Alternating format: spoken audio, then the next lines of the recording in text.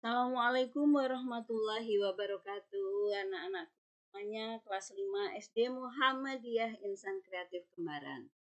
Apa kabar hari ini? Semoga kita semuanya masih terus semangat, masih selalu dalam lindungan Allah Subhanahu wa taala.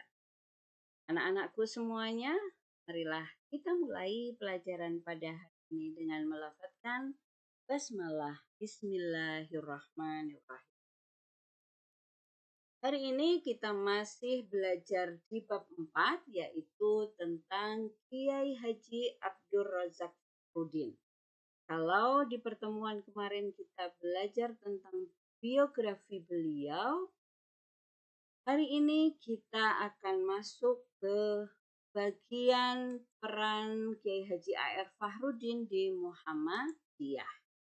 Nah, ini ada foto Pak A.R. Fahrudin. Peran Kiai Haji A.R. Fahrudin atau biasa kita kenal dengan sebutan Pak A.R. di Muhammadiyah. Pak A.R. Fahrudin aktif di Muhammadiyah sejak dari tingkat pimpinan ranting atau di tingkat kelurahan hingga ke pimpinan pusat Muhammadiyah. Jadi dari pimpinan ranting, kemudian cabang, daerah, wilayah, dan akhirnya di pimpinan pusat Muhammadiyah. Beliau mengabdi mulai dari Quick School Muhammadiyah atau yang sekarang kita kenal dengan Madrasah Muallimin Muhammadiyah.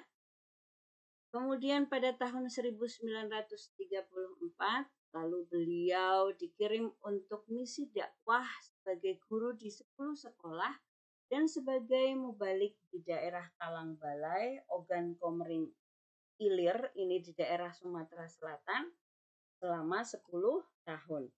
Nah, ketika Jepang masuk ke Indonesia, Pak A.R. dipindah ke daerah Muara Meranjat, Palembang, sampai tahun 1940. Beliau di daerah Sumatera Selatan itu sekitar 10 tahun.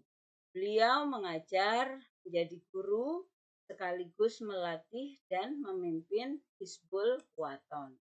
Pada tahun 1944, Pak A.R. masuk ke Badan Keamanan Rakyat atau BKR Hizbullah. Di sana beliau aktif selama 1 tahun.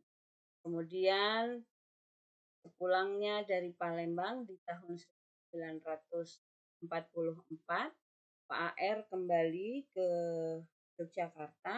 Beliau berdakwah di daerah Pleberan dan kemudian menjadi pamong desa di daerah Galur, Kulon Progo. Selanjutnya beliau menjadi pegawai di Departemen Agama. Kemudian pada tahun 1910 beliau pindah ke daerah Kauman, Yogyakarta.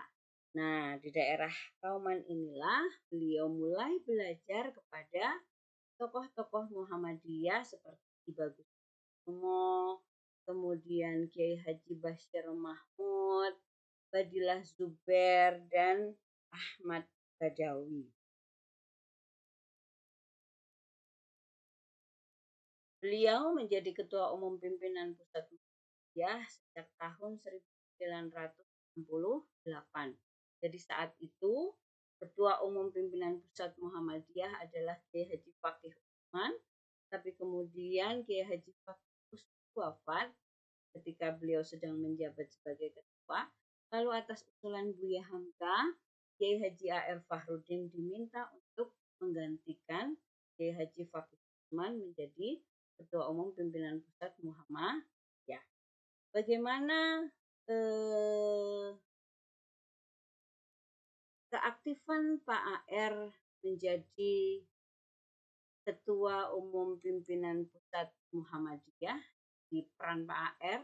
Kiai Haji A.R. Fahrudin adalah Ketua Umum Pimpinan Pusat Muhammadiyah terlama, yang paling lama menjadi Ketua Umum Pimpinan Pusat Muhammadiyah, yaitu selama 4 periode.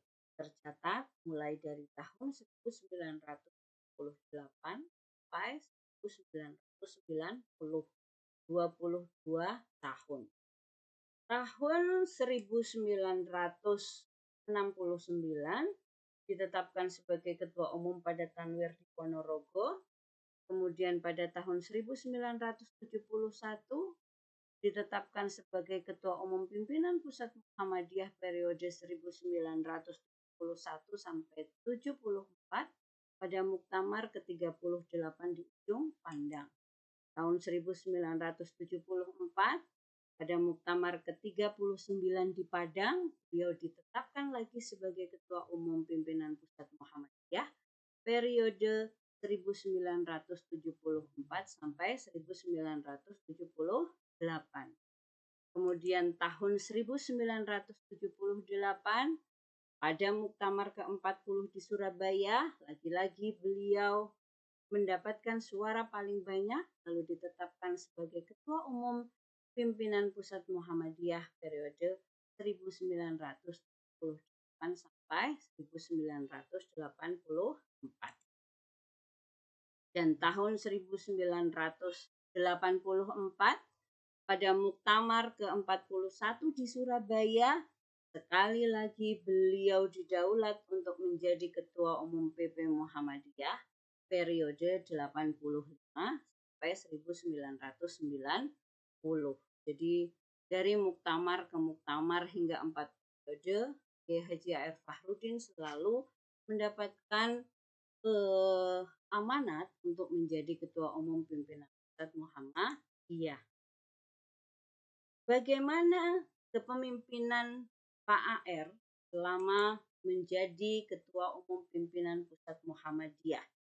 Di bawah kepemimpinan Pak AR Fahrudin, Muhammadiyah yang awalnya sangat tergantung dengan ketua, berganti menjadi organisasi yang bersifat kolektif kolegial. Apa itu kolektif kolegial? Yaitu memusyawarahkan segala tindakan yang akan ditempuh organisasi meskipun dalam hal yang sangat kecil. Semua pemimpin mempunyai hak, kewajiban, tugas, tanggung jawab, dan kedudukan yang sama dan sejajar.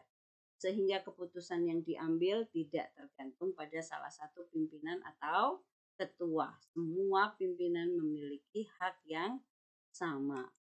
Kemudian pada masa kepemimpinan beliau, ada keharusan dari pemerintah untuk menjadikan Pancasila sebagai satu-satunya asas bagi semua organisasi. Muhammadiyah menerima keputusan tersebut. Kiai Haji A.R. Fahrudin menyebutkan asas Pancasila itu diterima dengan ikhtiar. Mengapa demikian? Supaya yang dimaksudkan oleh pemerintah, artinya tujuan dari Pancasila tersebut itu berhasil atau tercapai, tapi tidak melanggar norma-norma agama. Ada beberapa peningkatan kualitas organisasi pada masa kepemimpinan beliau, meliputi tajdid di bidang keyakinan dan cita-cita hidup Muhammadiyah dan tajdid organisasi. Peningkatan kualitas operasionalnya meliputi intensifikasi pelaksanaan program jamaah dan dakwah jamaah serta pemurnian amal usaha Muhammadiyah. Jadi program jamaah dan dakwah jamaah semakin diintensifkan, semakin diseringkan, dilaksanakan. Anak-anakku semua, itulah tadi cerita tentang peran Pak A.R. Fahrudin di Muhammadiyah. Hari ini kita cukup sampai di sini. Terima kasih. Mari kita tutup dengan melafazkan hamdalah bersama-sama. Alhamdulillahirabbil alamin. Terima kasih. Nun wal qalami wa ma yasturun. Wassalamualaikum warahmatullahi wabarakatuh.